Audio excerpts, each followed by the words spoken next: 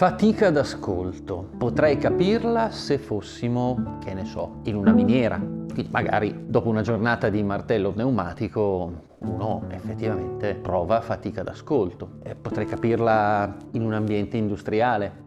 Posso capirla, insomma, se siamo costretti, per necessità o per forza, a vivere in un ambiente pervaso da rumori fastidiosi, magari anche forti. A quel punto posso capire e condividere che si possa provare una fatica d'ascolto. Non riesco a capire però perché da parecchi anni a questa parte il concetto di fatica d'ascolto sia spesso correlato con l'ascolto hi-fi. Hi-fi lo metto fra virgolette perché mi sembra veramente quasi un ossimoro parlare di fatica d'ascolto quando si discute di alta fedeltà. Da dove viene questa fatica d'ascolto? Da quando salta fuori questa fatica d'ascolto? Perché non c'è sempre stata. Il concetto di fatica d'ascolto è un concetto relativamente giovane, o comunque giovane rispetto al concetto di alta fedeltà in sé. A me spiace dover sempre partire dai tempi di Noè, come diceva mia nonna, quando faccio questi discorsi, ma quando l'alta fedeltà era giovane, cioè quando la necessità di un ascolto fedele era appannaggio, ad esempio, dei cinema, non c'era il concetto di fatica d'ascolto. Semmai si parlava di distorsione, di suono non sufficientemente fedele, perché effettivamente si stavano sviluppando i metodi per rendere il suono più simile alla realtà. Poi a un certo punto deve essere successo qualcosa. Quello che è successo è stata semplicemente l'evoluzione dell'alta fedeltà in quella cosaccia che conosciamo oggi, o quantomeno che conosciamo oggi commercialmente. Se voi ascoltate un amplificatore antico, o anche solo molto vecchio, c'era non so se è iscritto o comunque una persona che mi ha commentato un video sul canale che mi diceva: ma il mio vecchio, non ricordo più che amplificatore fosse, comunque un vecchio valvolare, posso pensare che abbia un suono simil valvolare? In realtà si riferiva al fatto che il suo vecchio amplificatore aveva un suono comunque dolce e piacevole da ascoltare. Magari non sarà stato il massimo dell'alta fedeltà, conosco quell'apparecchio più o meno e so che non è esattamente un granché, ma quello che posso garantire è che con quegli oggetti di fatica d'ascolto non ce n'è. E possiamo trovare mille cavilli e mille questioni per dire che vadano bene, male, meglio o peggio, ma fondamentalmente sono apparecchi che uno può ascoltare per una giornata senza avere fatica d'ascolto. Questa benedetta fatica d'ascolto è venuta fuori con gli apparecchi da 0,00001% di distorsione, 100 watt a transistor e successivi che si sono susseguiti, magari collegati a una bella cassa a bassa efficienza con i tweeter sparati a 1000. Perché? Se indaghiamo un attimo sul cosa provochi questa fatica d'ascolto, in realtà scopriamo che si tratta fondamentalmente di distorsione bella e buona, anzi brutta e cattiva, in gamma medio-alta, né più e né meno. Quello che ci provoca quell'affaticamento, quella sensazione di tensione qui sotto le orecchie quando ascoltiamo certi impianti, non è altro che il frutto di questo tipo di ascolto, e magari a un volume considerevole, perché non sia mai che ascoltiamo un volume decente, dobbiamo pompare, abbiamo i watt, li facciamo uscire tutti. Risultato? Mal di testa, minimo mal di testa, poi quella sensazione di compressione ai muscoli. Sapete che ci sono dei muscoli nel nostro orecchio esterno, qui, che in presenza di rumori fastidiosi si contraggono automaticamente. Cioè, se noi stiamo in un ambiente molto rumoroso, questi muscoli si contraggono per chiudere il canale auricolare e far arrivare meno rumore fastidioso al timpano e quindi poi al nostro cervello. Ecco, questi sono gli stessi muscoli che si irrigidiscono quando ascoltiamo un impianto pessimo. Intendiamoci, pessimo da questo punto di vista, cioè dal punto di vista dell'ascolto, un impianto che ci fa fare un ascolto faticoso o, direi meglio, fastidioso. Un classico della fatica d'ascolto sono gli impianti con i tweeterazzi a cupola e i cavi d'argento, magari con un bel finale a transistor che non guasta mai. Ecco, provate ad ascoltare uno di quegli impianti e poi vi sfido a non affaticarvi all'ascolto. Però quello che vorrei chiarire con questo video è che la presenza di fatica d'ascolto non è correlata con l'ascolto hi-fi.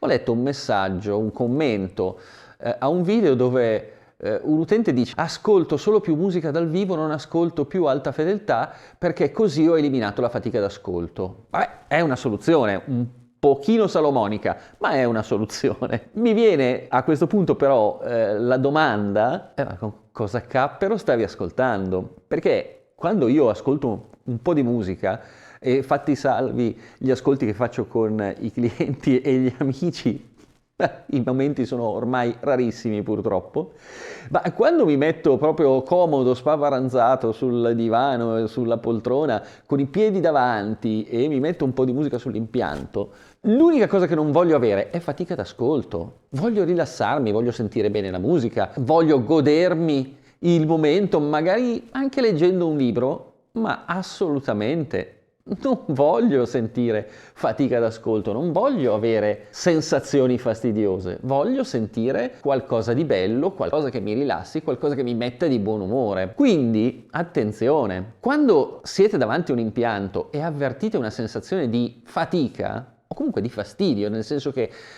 quel suono che sentite in qualche modo vi pesa, non lasciatevi trarre in inganno dagli occhi, perché magari avete davanti un impiantone dell'altro mondo, ma fondamentalmente è un impianto sbagliato, non è un impianto ad alta fedeltà, qualunque cosa sia. Potrebbero essere dei bei pezzi di arredamento, potrebbero essere dei costosi status symbol, ma quelli rimangono. Lo dico per l'ennesima volta, io rimpiango la mancanza nella nostra lingua, quantomeno per il momento, di una distinzione fra gli accrocchi costosi per riprodurre musica male e gli impianti ad alta fedeltà. Si chiamano tutti hi-fi, si chiama tutta alta fedeltà, ma un'alta fedeltà non piacevole, faticosa, fastidiosa, per quanto possa essere costosa o ricercata, non è alta fedeltà. Non è una questione di 1.000, 10.000, 100.000 euro, assolutamente. È una questione di avere un impianto che suona o un impianto che non suona. La discriminante è quella. Per anni, direi per decenni, ci sono stati sedicenti giornalisti e sedicenti recensori che hanno osannato l'impianto così ricco di micro dettaglio che ci permetteva di sentire il respiro del violinista della prima fila, quando magari si trattava solamente di un'equalizzazione totalmente arbitraria dell'impianto e di un tweeter 6-10 dB sopra la media dell'efficienza del diffusore. A cosa porta questo? Alla nostra cara fatica d'ascolto. Se mi piazzo nell'orecchio un altoparlante che distorce il 20% in gamma medio-alta, e attenzione, non sto sparando dei numeri a caso. Certi tweeter a cupola, per quanto siano in materiali esotici o abbiano dei nomi altisonanti, quando pilotati un po' pesantemente hanno distorsioni di quell'ordine, e credetemi, sono distorsioni brutte. Quando io mi metto nelle orecchie una cosa del genere, ma che cos'altro voglio provare se non fatica d'ascolto? Per contro, qui qualcuno potrebbe giustamente contestare: ma io ho ascoltato un impianto ad alta efficienza con i tweeter a tromba, mica con i tweeter a cupola. Cappero se era fastidioso, sì. Con cosa era pilotato? No, perché se avete per caso dato un'occhiata ai video passati, anche recenti, sulle misure, sul tipo di distorsione, sulla modalità di distorsione degli amplificatori, avete capito che non tutti gli amplificatori sono adatti a pilotare un'alta efficienza, perché una cassa ad alta efficienza sarà in grado certamente di per sé di distorcere pochissimo, e questo sugli altoparlanti ad alta efficienza l'abbiamo già detto, ordini di grandezza meno di altoparlanti in aria libera, ma è anche in grado di trasmettere all'aria tutto il segnale che riceve. E se l'amplificatore, nelle condizioni d'uso, distorce come un disperato, siamo punto e da capo. Nuovamente avremo nelle nostre orecchie una quantità di distorsione brutta che ci affaticherà, che ci renderà l'ascolto pesante. È molto semplice la questione. Ripeto, fate riferimento ai miei video sulle misure, l'ho detto tante volte. Amplificatori tipicamente a transistor o comunque amplificatori molto controreazionati hanno la caratteristica di distorcere tanto e in maniera brutta a basso volume. Se li collego a un diffusore ad alta efficienza saranno costretti a lavorare a basso volume, quindi a distorcere moltissimo e male.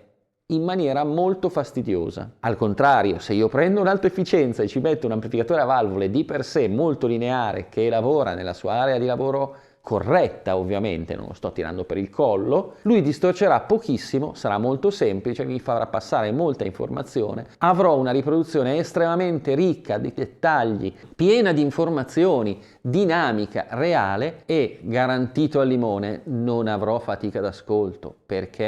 Perché le distorsioni che sto ascoltando saranno estremamente limitate e oltretutto, notare, prima di tutto dico limitate, quindi numericamente basse, ma quel poco sarà anche una distorsione che chiameremo per brevità buona, anche se ne abbiamo parlato negli altri video di misure. Cos'è una distorsione buona e cos'è una distorsione cattiva, ok? Distorsione con armoniche di ordine basso, in quantità ragionevole, distorsione buona. Distorsione anarmonica o con armoniche di ordine alto, cattiva distorsione, perché anche se ce n'è poca sarà terribilmente udibile e fastidiosa. Quindi la vostra fatica d'ascolto, tradotta in cifre, è solamente distorsione della gamma medio-alta, che è estremamente fastidiosa. E non mi venite a dire, beh, ma il mio impianto distorce lo 0,001% da 0 Hz a 20 GHz, perché ho già spiegato, evitate i commenti, andate a vedere gli altri video, che non è una questione quantitativa, bensì principalmente una questione qualitativa, quando i livelli di distorsione siano bassi. Certo che se stiamo distorcendo il 10% non va mai bene, ma se siamo a livelli di ascolto normali, con amplificazioni che stanno funzionando bene e stanno distorcendo a livelli sufficientemente bassi, allora qui, quindi in condizioni di ascolto normali, la qualità della distorsione che mi arriva alle orecchie è di fondamentale importanza e fa un'enorme differenza. Fa differenza fra un suono reale e un suono hi-fi, chiamiamolo così. Faccio riferimento, proprio per esagerare, al videino che abbiamo fatto sulle misure dell'amplificatorino da 35 euro. Lo scorso video o qualche video fa, insomma, è recente. Potete andarlo a vedere. Quell'amplificatorino numericamente in certe condizioni distorce molto poco, ma qualitativamente distorce talmente male che anche in condizioni di ascolto ottimali per lui, condizioni di funzionamento ottimali, quindi con un alimentatore da banco strafigo, carico, resistivo oppure estremamente facile, riesce a buttare fuori delle porcherie. È un amplificatore da 30 euro che abbiamo usato proprio perché le porcherie fossero molto evidenti, ma e quindi vabbè, i risultati sono da 30 euro, vanno bene, però le stesse cose scalate sono quelle che trovate negli amplificatori hi-fi tradizionali, quelli più commerciali. È inutile che mi chiediate cosa ne penso di un marchio o dell'altro quando le differenze fra questi apparecchi sono ridicole e nella maggior parte sono semplicemente delle differenze estetiche, perché poi la sostanza dei circuiti è esattamente la stessa. Attenzione, io devo sempre puntualizzare 3 volte le cose, ma non dico che abbiano esattamente lo stesso circuito, dico che concettualmente sono circuiti che funzionano allo stesso modo e con risultati abbastanza simili. Poi ci sono quelli più maledetti e quelli un po' più sopportabili, ma fondamentalmente è sbagliata la mira. Sono circuiti progettati nel modo sbagliato, realizzati più o meno bene. Sui motivi di queste scelte ci siamo già passati tantissime volte, ma per farla molto breve, sono motivi essenzialmente e unicamente economici. Ora non vorrei essere a questo punto io a provocarvi fatica d'ascolto. Come al solito i miei video danno brutte notizie ai più, e lo so, però quando poi leggo certi messaggi e certi commenti, non posso fare a meno che precisare almeno qualcosa, cioè ragazzi, se c'è fatica d'ascolto non è alta fedeltà, se volete cambiare hobby fate solo bene. Se invece volete ascoltare bene dovete dimenticarvi il concetto tradizionale di alta fedeltà, con l'amplificatore X, la cassa Y, eccetera, eccetera, quelle di cui leggete le pubblicità sui giornali. A meno che non vogliate comprare oggetti di marketing puramente commerciali, ma che col buon ascolto hanno a che fare veramente poco e direi col passare degli anni sempre meno. Detto questo, basta brutte notizie. Se non vi è piaciuto questo video, se vi ho dato troppe brutte notizie, se ho parlato male anche del vostro impianto, mettete un like, condividete il video e iscrivetevi al canale attivando la campanella. Oppure mandatemi direttamente a quel paese, perché tanto una Cassandra come il sottoscritto, ecco, io credo non la troverete tanto facilmente fra i canali YouTube che parlano di alta fedeltà, visto che tanto, ahimè, si chiama tutto uguale. Ci vediamo al prossimo video.